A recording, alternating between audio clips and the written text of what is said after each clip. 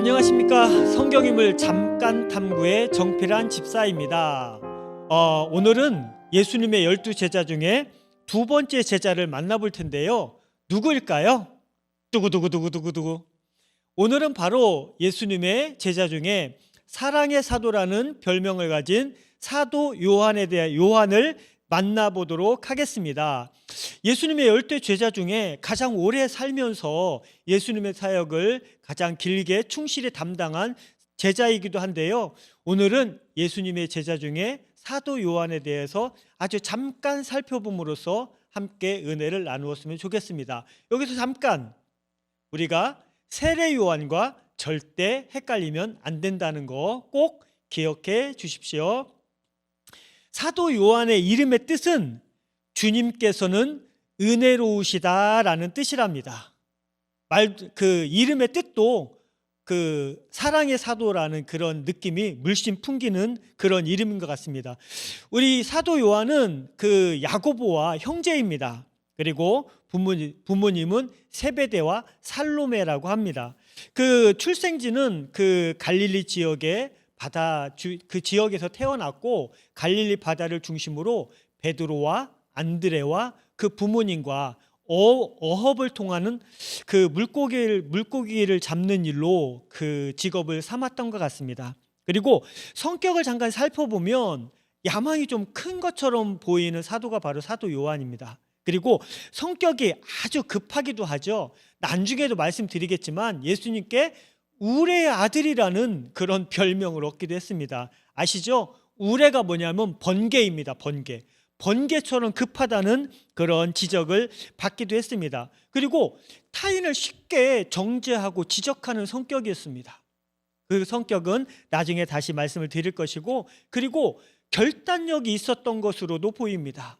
예수님이 아버지와 싹군들과 함께 그물을 깃고 있었는데 예수님이 나를 따라오너라 하니까 아버지와 싹군들과 배를 버려두고 바로 예수님을 따라가서 예수님의 제자가 되었다고 하는 것을 보면 어떻게 보면 참 결단력이 있었다라고 생각이 들기도 합니다.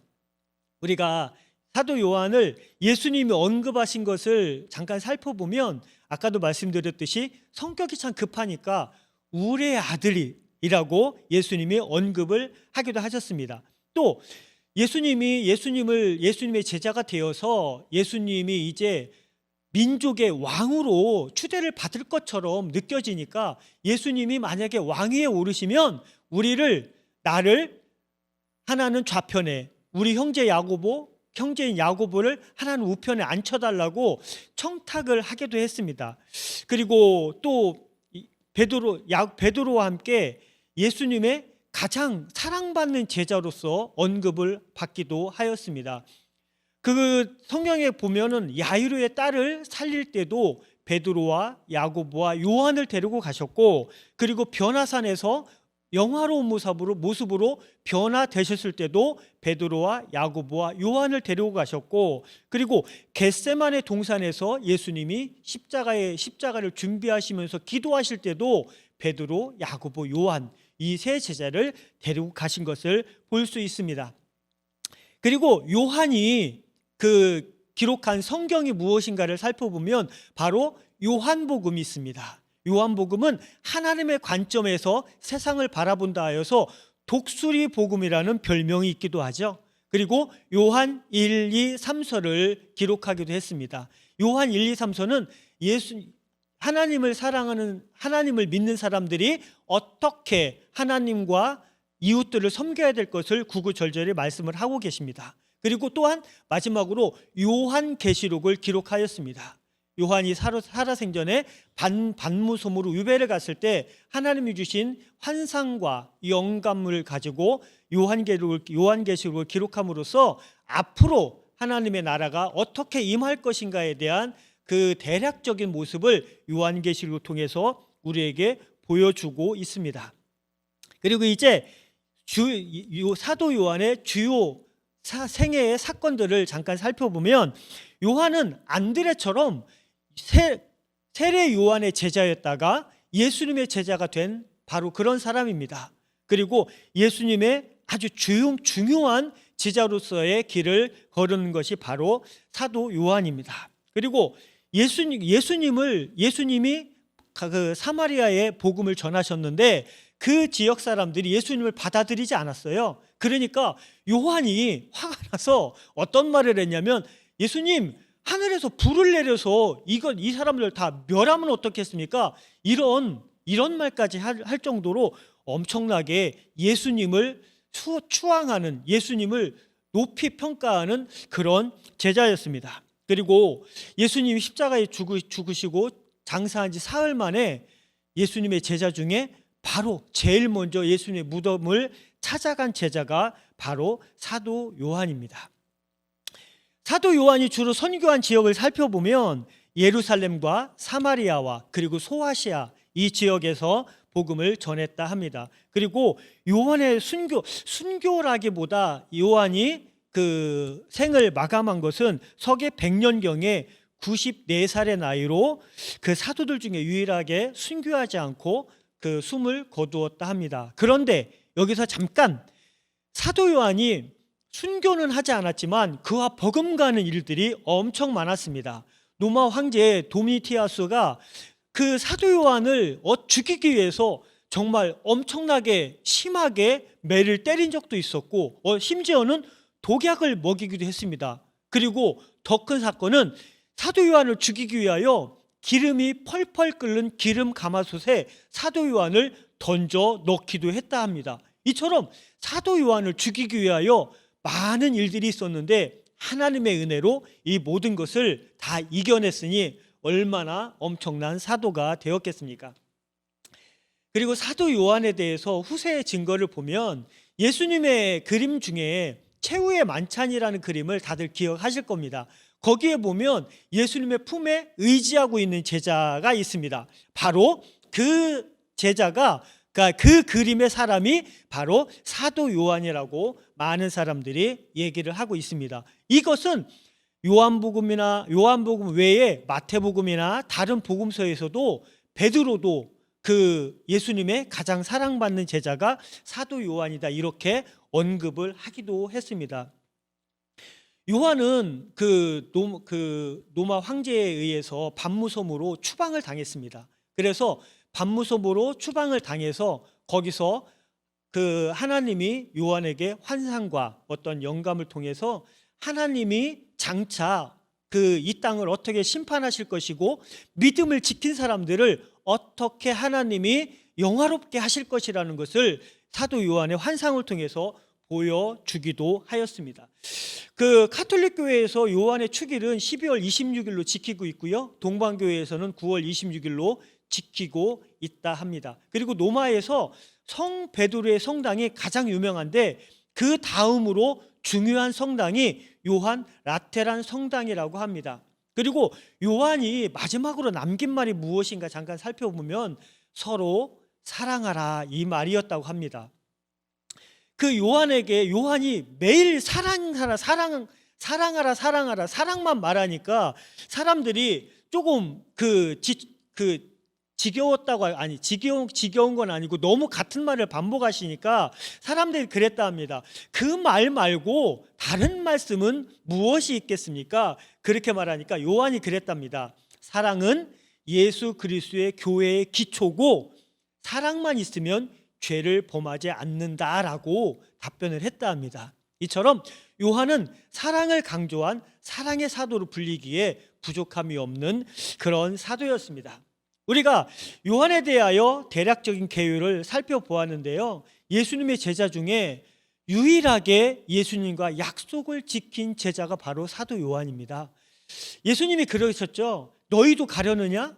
그러니까 제자들이 다 그랬습니다. 우리가 죽을지언정 예수님을 절대 버리지 않을 겁니다라고 다들 호언장담했습니다. 그런데 예수님이 십자가에 못 박힐 때 그 밑에까지 따라간 유일한 제자가 바로 사도 요한입니다. 그처럼 사도 요한은 예수님과 의리를 마지막까지 지킨 충성심이 강하다 할까요? 아니면 예수님에 대한 사랑이 깊었다고 할까요? 어쨌든 예수님의 마지막 십자가의 모습을 그 십자가 밑에서 지켜본 제자가 바로 사도 요한입니다. 우리는 사도 요한이 그 요한복음을 기록했잖아요. 저도 처음에 전도를 받을 때 요한복음 3장 16절을 통해서 전도를 받았습니다. 예수님을 믿는 사람들이나 전도를 받는 사람들이 가장 먼저 접하게 되는 구절 중에 하나가 요한복음 3장 16절이 아닐까 생각을 합니다. 하나님이 세상을 이처럼 사랑하사 독생자를 주셨으니 이는 저를 믿는 자마다 멸망치 않고 영생을 얻게 하려 하심이니라. 이 말씀이 우리에게도 은혜가 되고 또한 우리가 전도하고자 하는 그 분들에게도 어떤 신앙의 기초가 되고 그 마음에 울림을 줄 수 있는 그 충분한 구절이라고 생각을 합니다. 이 말씀에 이 한 구절에 요한이 자기가 하고 싶은 그 모든 내용을 함축해 놓지 않았나라는 생각이 들기도 합니다. 우리가 여기서 요한이 예수님의 제자였을 때 요한이 심중적으로 변화받기 전과 변화받은 후를 잠깐만 살펴보았으면 좋겠습니다. 요한은 변화되기 심령이 변화되기 전에는 급한 성격 때문에 여러 가지 실수를 범하기도 합니다. 심지어는 귀신을 내어쫓는 어떤 사람들이 있었는데 그 사람들에게 야 너희도 귀신을 내어쫓느냐 물어보고 야 그렇다 하니까 그럼 너희도 예수님의 제자니까 같이 따르자 이런 말을 했던 것 같습니다. 그런데 그 사람들이 아니야 나는 너희랑 같이 가지 않을 거야라고 말을 하니까 예수님한테 그랬습니다. 와가지고 예수님 저 사람들이 주의 이름으로 귀신을 쫓아내는데 우리를 따르지 아니하므로 야 다시는 하지마 라고 이렇게 말을 했다고 예수님께 말을 합니다. 그래서 예수님이 그렇게 말합니다. 야 우리의 일을 반대하지 않는 사람은 우리를 따르는 사람이니까 그거를 금하지 마라 이렇게 예수님이 권면을 하기도 합니다. 아까도 말씀드렸지만 포용력이 좀 적은 제자 중에 하나가 그러니까 변화되기 전에는 포용력이 적었던 것으로 보입니다. 아까도 말씀드렸지만 사마리아 사람들이 예수님의 전도를 받고도 돌아오지 않으니까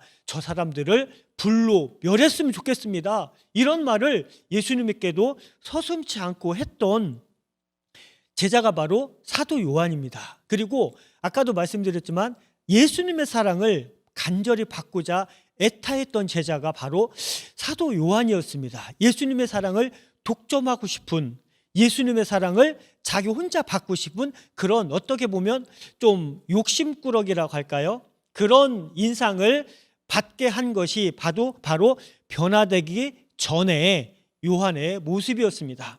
그런데 사도 요한이 예수님의 은혜로 예수님의 제자가 되어서 변화받은 이후에는 완전히 다른 사람이 되었습니다. 예수님의 사랑을 가장 많이 전하고 예수님의 모습을 가장 많이 닮은 제자가 요한이 아니었나 그런 생각을 합니다. 예수님의 죽음을 외면하지 않고 예수님의 무덤까지 따라간 것, 그리고 십자가 밑에서 예수님의 그 피를 뚝뚝 맞으며 서 있는 요한한테 예수님이 그랬습니다. 요한아, 어머니한테 예수님의 어머니 마리아에게 그렇습니다. 여자여 보소서 아들이니이다.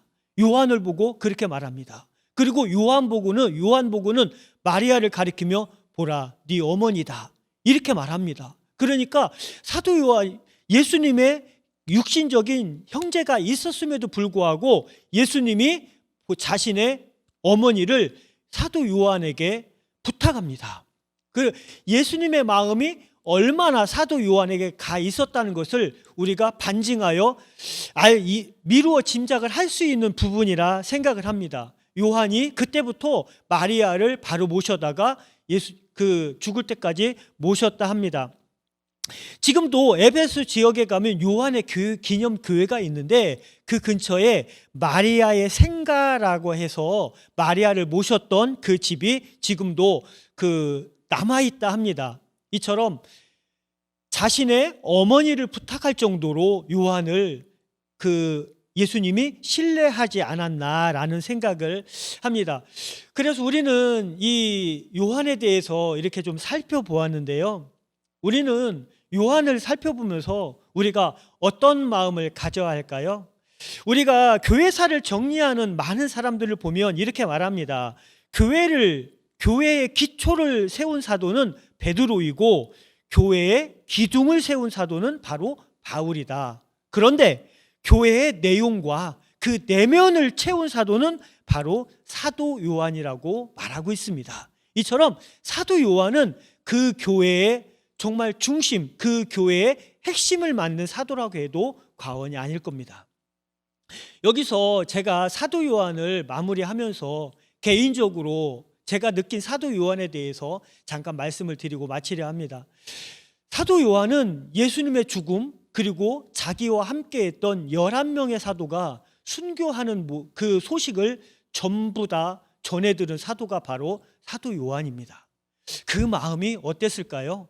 예수님이 십자가에 돌아가실 때도 그처럼 마음이 아팠을 텐데 정말 형인 야고보의 죽음부터 시작해가지고 누구는 목이 잘려 죽고 누구는 십자가에 못 박혀 죽고 누구는 십자가에 거꾸로 매달아 죽고 누구는 온몸에 가죽이 다 벗겨져서 죽고 이런 자기 동역자였던 사도들의 그 한 사람 한 사람의 순교한 내용을 그 순교한 소식을 전해들은 사도 요한의 심정이 어땠을까요?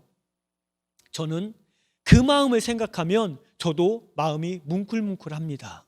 사도 요한이 어쩌면 마지막까지 그 예수님의 사역과 제자들의 남은 사역을 끝까지 감당하려고 애썼던 부분 중에 하나가 그 제자들의 그 자기의 동역자들의 그런 소식을 전해들으면서 그 마음에 더 다짐하고 다짐했지 않을까 하는 그런 생각을 합니다. 그처럼 그 아픈 마음을 전부 다 오롯이 하나님 예수님에 대한 그 사랑으로 이겨내고 우리가 지금 사랑의 사도라고 부르는 그런 사도가 된 것을 보면 우리는 사도 요한의 모습을 우리가 담기에 아무런 부족함이 없을 거라 생각을 합니다. 우리는 이런 말을 합니다. 변화하지 않으면 변질된다고 합니다. 우리가 하나님의 사랑을 받은 것이 우리에게 확실하게 있다면 그 사랑이 내 안에 있는 것이 분명하다면 이제는 우리도 변화돼야 합니다. 우리 금년의 표어가 열매 맺자라는 표어잖아요. 그 말씀처럼 그 표어처럼 우리도 우리 마음에 사도 요한 같은 그런 사랑을 품고 우리 가족을 그리고 우리 이웃을 그리고 내가 관계하는 여러 사람들을 예수님의 사랑으로 전도해서 우리 소망교회에 열매를 많이 맺는 그런 한 해가 되었으면 좋겠습니다. 오늘은 사랑의 사도 요한에 대해서 살펴보았는데요. 다음에는 또 어떤 제자를 살펴볼까요? 기대하시면서 오늘은 이만 마치도록 하겠습니다. 감사합니다.